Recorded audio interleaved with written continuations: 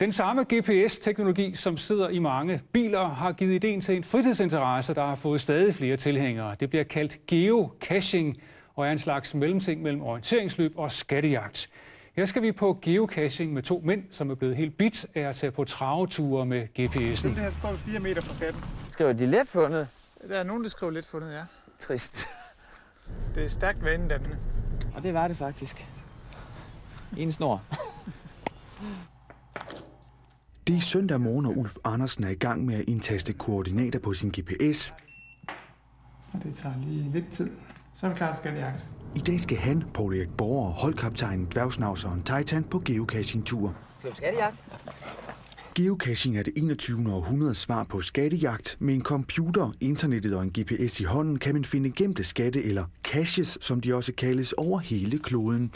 Det kan være i byer eller på landet. Man bliver lidt hen, hvor man ikke ellers ville være kommet som turist.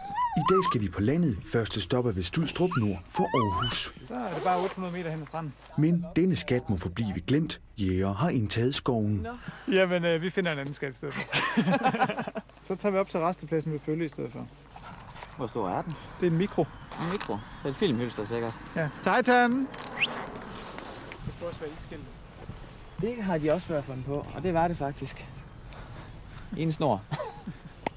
Når skatten er fundet, skriver skattejægerne sig ind i en logbog på stedet, og når de kommer hjem, registrerer de fundet på internettet.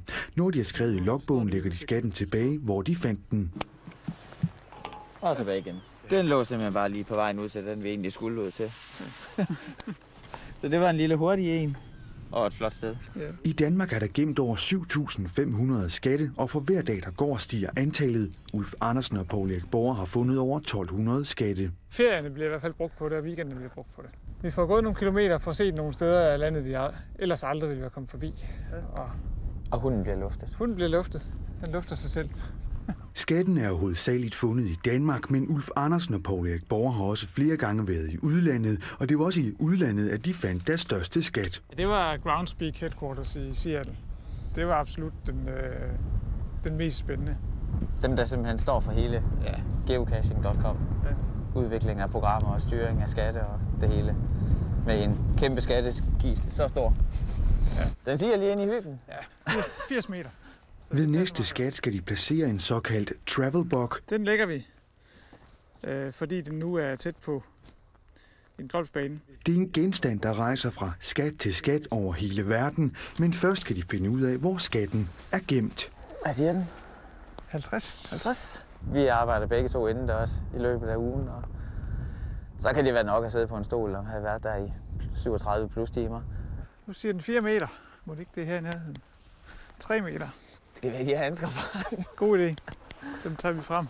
Ulf, det er en ammunitionsboks og ikke en lerskål, ikke også? Jo, jeg tror, det skulle være en ammunitionsboks. Der ligger nemlig en lerfad et sted herinde.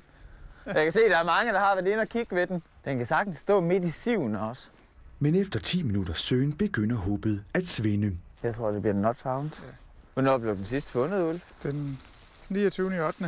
Okay, så det er ikke så længe siden igen? Nej. Skatten er ingen steder at finde. Når de kommer hjem, melder de skatten som ikke fundet. Ej, det hænder. Det er ikke så udbredt, men det hænder der en gang imellem. Der ligger en, der hedder Kælø-kassen. Ja. Den ligger nok lige ved Slotsruinen. Mm. Det kunne nok godt være meget sjov. Der er en god lille travtur på 1 kilometer her. Hen langs med kysten mod øst. I geocaching er skatten kun angivet med koordinater. Det er så op til skattejægerne at finde den. Jeg tror, det er den store.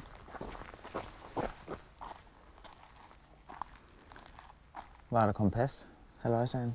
Den har vi her. Nu står vi lige går lidt. Så retter den ind. Ja, den peger deroppe af. Sådan der, ikke? Men det er ikke altid lige nemt at finde en skat. Vi kan ikke gå igennem dernede. Kan vi ikke det? Jeg tror det. Nej. Så må vi tilbage. Men i dette tilfælde er der et spor. Rimelig tæt ved vandet. Ja, og hvis det skulle være under græs og grene. Ja. Der er ikke meget græs herinde. Det sørger man en ammunitionsboks. Jeg skal lige have nummeret, så vi kan registrere det. Og endelig kan de få placeret deres travel bug. Jeg skriver lige lidt info ned, hvad tid vi har fundet den, hvad cachen hedder, Og så lige, at vi har puttet den her ind. Vi placerede vores første cache på 1-årsdagen for vores første fund. Så synes vi, nu har vi fundet nok til, at nu kunne vi godt begynde at give lidt tilbage igen den anden vej. Der findes forskellige slags skatte. Den skat, de nu skal finde, er lagt ud af Syddjurs Kommune. Det er en small. Alle kommuner har efter kommunalreformen lagt skatte ud. Hver skat giver en ledetråd til, hvor regionsskatten er, og finder de alle regionsskattene, kan de finde Danmarksskatten. Jamen, der står bare lidt fundet. Fedt nok. Der var den i hvert fald ikke. Men også denne gang er skatten ikke at finde. De oplysninger har vi brug for at kunne finde regionskassen. Men vi må komme tilbage en anden gang. Vi triller ned til Danmarks midtpunkt efter 1934. Det er vigtigt ikke at vække opmærksomhed. Skattejægerne gør alt for ikke at blive opdaget. Folk, der ikke geocacher, bliver kaldt moklere. Det er taget fra Harry Potter-universet, hvor almindelige mennesker bliver kaldt moklere og ikke må indvise i magiens verden. Hvad siger meterne? 230. Der går lidt sport i at være så hemmelig om det som muligt. Dels for sportens skyld, men også for at sikre, at de her caches eller skatte, de ikke forsvinder. Men sagen er en helt anden, når de møder andre geocachere. Er I også på geocaching? Så kan I lige komme med her. 1,5 meter. Er der bid? Det var sgu godt gået. Så lægger vi den her mønt, som har til opgave at rejse rundt i Danmark. Og så kan I bare skrive til os, når I kan se, når vi har logget, så kan I bare sende en besked til os. Og så skal vi nok forklare jer, hvordan I gør det der med mønterne. Nå, så må vi jo finde et godt sted i København eller på Sjælland, vi kan lægge den. Der er ikke flere opgaver i dag, kun en opfordring til kommende geocachere. Så når man har en GPS, så er det bare at gå ind på nettet og tilmelde sig. Og så er det bare afsted ud og finde dem, der er tæt på, hvor man bor.